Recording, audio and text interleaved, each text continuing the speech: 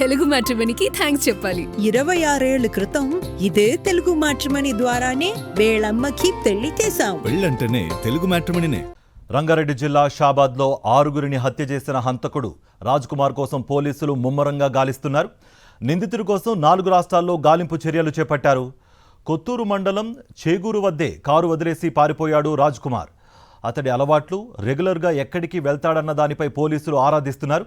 రాజ్ కుమార్ రెగ్యులర్గా గోవాకు వెళ్లే అలవాటు ఉన్నట్టుగా తెలుస్తోంది.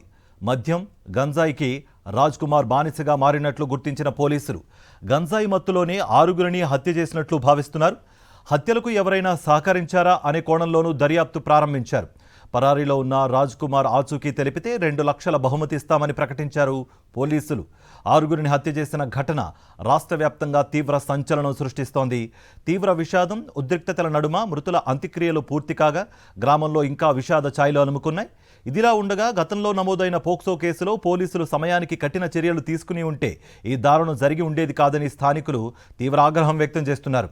నిందితుడి కోసం కొనసాగుతున్న గాలింపు, కేసు దర్యాప్తులో వెలుగులోకి వస్తున్న అంశాలు ఇప్పుడు రాష్ట్ర వ్యాప్తంగా చర్చనీయాంశంగా మారాయి.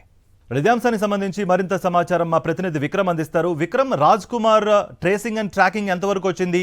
గోవా వెళ్లే అవకాశాలకు సంబంధించింది కూడా పోలీసులు ఆరాధిస్తున్నట్టుగా కూడా తెలుస్తోంది. ఎటువంటి ఇన్పుట్స్ ఉన్నాయి మీ దగ్గర? కార్తీక్, సరిగ్గా శుక్రవారం అర్ధరాత్రి 12 గంటల ప్రాంతంలో జరిగిన హత్యలకు సంబంధించి దాదాపుగా 35 గంటలు గడుస్తుంది ఘటన జరిగి. ఇప్పటి వరకు నిందితుడు రాజ్ కుమార్కు సంబంధించిన ఆచూకీ ఎక్కడా అని చెప్పి పోలీసులు గాలింపు చర్యలు అయితే చేపట్టారు. మనం చూసుకోవచ్చు, 4 రాష్ట్రాల్లో పోలీసులు గాలింపు చర్యలు చేపట్టారు.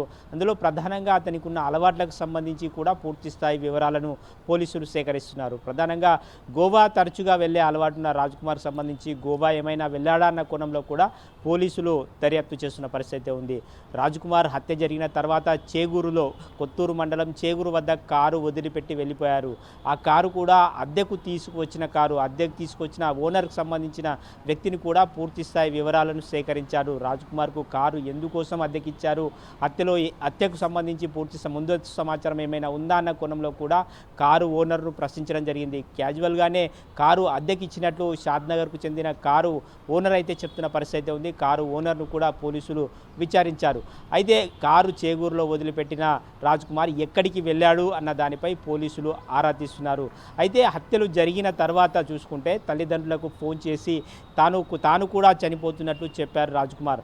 అయితే ఈ నేపథ్యంలో రాజ్ కుమార్ ఎక్కడికి వెళ్ళారు, సజీవంగానే ఉన్నాడా లేదా అన్న కోణంలో కూడా పోలీసులు దర్యాప్తు చేస్తున్నారు. అయితే పక్క రాష్ట్రాలకు పారిపోయాడా, లేకుంటే ఇక్కడే ఉండి నిర్జీవంగా ఏమన్నా మారిపోయాడా, తను ముందుగానే తల్లిదండ్రులకు ఫోన్ చేసి చెప్పాడు తాను చనిపోతున్నట్లు చెప్పిన పరిస్థితి ఉంది. ఈ నేపథ్యంలో రాజ్ కుమార్ సజీవంగా ఉన్నాడా లేదా అన్న దానిపై ఒక ఉత్కంఠ వాతావరణం అయితే నెలకొన్న పరిస్థితి ఉంది. రాజ్ కుమార్కు సంబంధించి మనం చూసుకోవచ్చు, పోలీసుల దర్యాప్తు అయితే కొనసాగుతుంది. Thank you Vikram. మరిన్ని అప్డేట్స్ కోసం ఛానల్ను సబ్స్క్రైబ్ చేయండి. నోటిఫికేషన్స్ కోసం బెల్ ఐకాన్ పై క్లిక్ చేయండి.